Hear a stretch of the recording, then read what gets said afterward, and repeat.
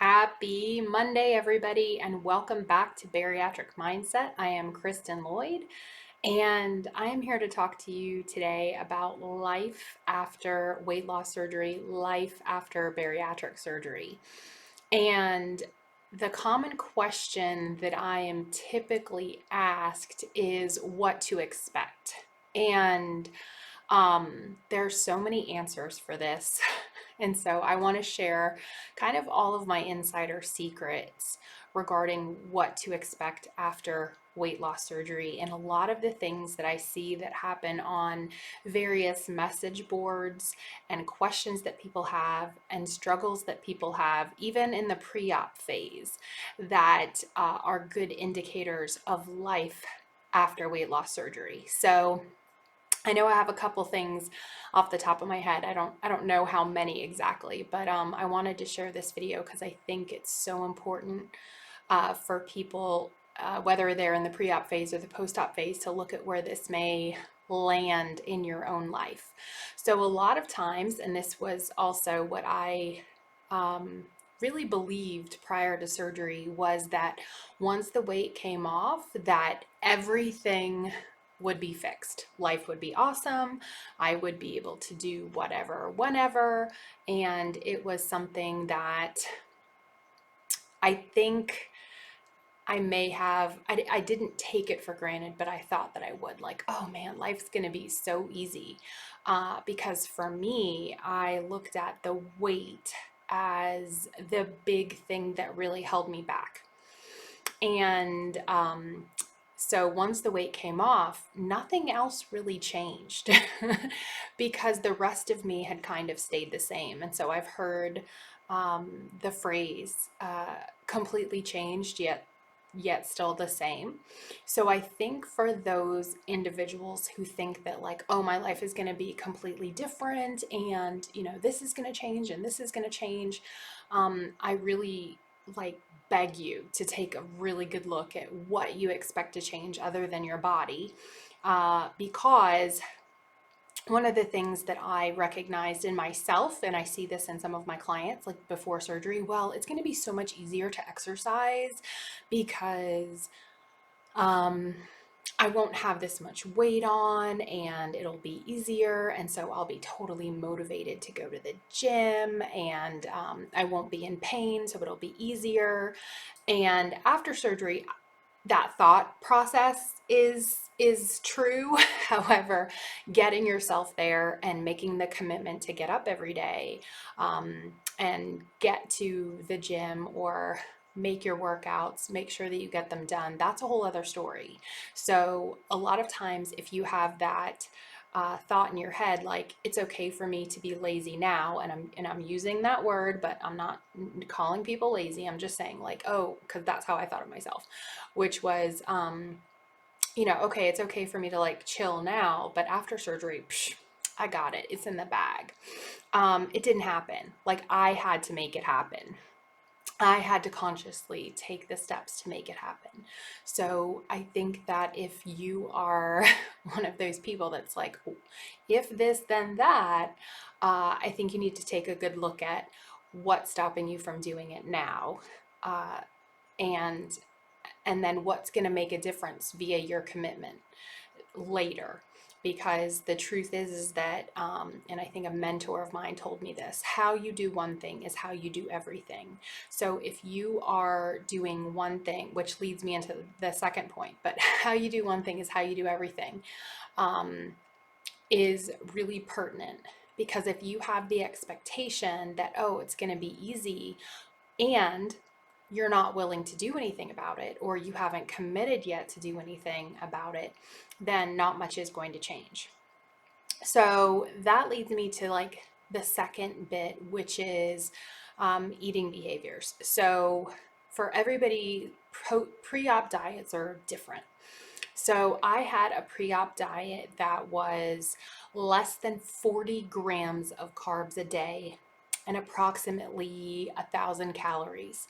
So, I mean, I would say 1,000 to 1,200 if I'm trying to remember because it's been a while. But I definitely remember the less than 40 grams of carbs a day because I was tracking in MyFitnessPal, and it was less than 40 grams of carbs a day. And it was, um, it was hard. I mean, don't get me wrong. Like, I remember what I ate, and there were absolutely no carbs and no judgment. However, I do see people online in that pre-op diet, and mine was 2 weeks. And prior to that, I had to lose some weight. So I was kind of like on the pre-op diet longer. But I've seen people online go, "Have you cheated on the pre-op diet? Like, I'm dying. Like, this is hard." And no judgment. However, I have to say, if 2 weeks is a very limited amount of time, 2 weeks is 2 weeks. Like, I have the belief system, like, you can do anything in 2 weeks. Like, if you put your mind to it, you can do anything in 2 weeks. However, that 2 week indicator, if I want you to think deep, if you cannot do that for 2 weeks, what is the rest of your life going to be like? And I say that with love, and I say that with like passion. Like, what is the rest of your life going to be like if you cannot do 2 weeks? If you cannot do 2 weeks. And I think that that goes back to how you do one thing is how you do everything, which is why I see so many individuals struggle after surgery. Because if there's something that you can't say no to, how is that impacting you? How is that impacting your life? How is that impacting your ability to succeed? How is that impacting your ability to believe in yourself? So that pre-op diet and how you do one thing, how you do everything is essential. So kind of going back to the theme of life after surgery, there are life stressors, right? And so if you're experiencing a life stressor in the pre-op diet phase, and you're like, okay, well, Kristen, you may not understand, but something was going on during that 2 week phase or that 2 week period, and it was really difficult, and like, I get it. However, after surgery, life is going to come up. And again, what you expect in terms of, oh, this is going to be so easy. It's going to be so awesome because the weight's just going to come off, and I'm going to be able to eat like that because my stomach's going to be smaller. I'm going to follow my diet, my lifestyle change, my post-op regimen, like awesome. I'm going to go to the gym. And I think that we've got to like take a good look. What are we actually capable of doing? And everybody is in a different spot. So again, this is coming from a place of love, of like, hey, let's take a look at this, not from a place of judgment. So when you look at where you are and where you need to improve, not from a place of chastising yourself, but looking at how you can improve, I think that that opens us up for awareness and possibilities, right? Because you probably have enough people in your life that are yelling things at you like, you're going to fail, you're not good enough, horrible things that none of us really want to hear, and they're not going to help us get on the direction to where we want to go. And this video is not intended to be like that. This is actually intended for you to take a good look at, what are my triggers? What are the things that I really, really struggle with? Because this is the reality. Once you have surgery, and if you're watching this as a post-op, you know that those life stressors, that those life issues, they don't just go away. They don't just magically disappear now that you've had surgery, now that you're losing weight. They sometimes get bigger because now you can't eat to self-soothe. You can't eat to, or not in quantities, and you can't eat to kind of take care of that emotional need. So I want you guys to take a good look at where you are and what you're struggling with. And also, what are the excuses, or what is the self-talk that you tell yourself, right? Like, oh, just this one time, or maybe tomorrow, or I'll get this when. So these are sometimes the common pitfalls that we tell ourselves. And so as a reminder, life stressors will come up, right? So no matter what phase we're in, whether we're 6 weeks out, 2 years out, 10 years out, or even in a pre-op phase. So it's important for you to evaluate and look at where you are emotionally, and when is it that you turn to food? When is it that you're motivated to work out? When are you committed to yourself? And so when you look at these things, then and have this awareness, practice the awareness, then you're able to kind of change that behavior and move forward.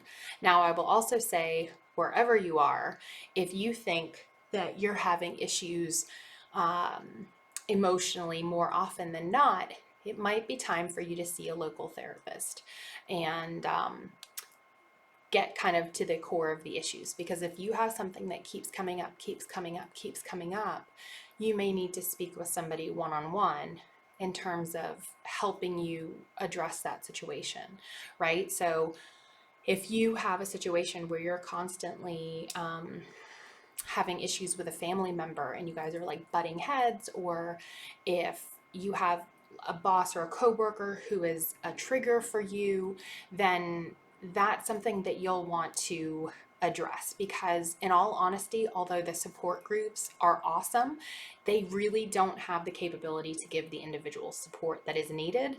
And sometimes, but not always, but sometimes they are filled with newbies, and some of the veterans really need that more one-on-one support for going deeper. So I hope this video has helped you to kind of give you some perspective of where you are.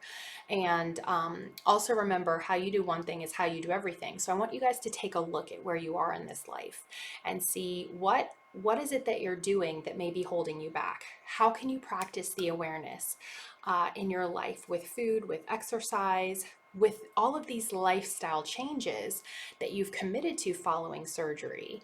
And where is it that you may need to grow? What are some tools and strategies that you can add to your toolbox, right?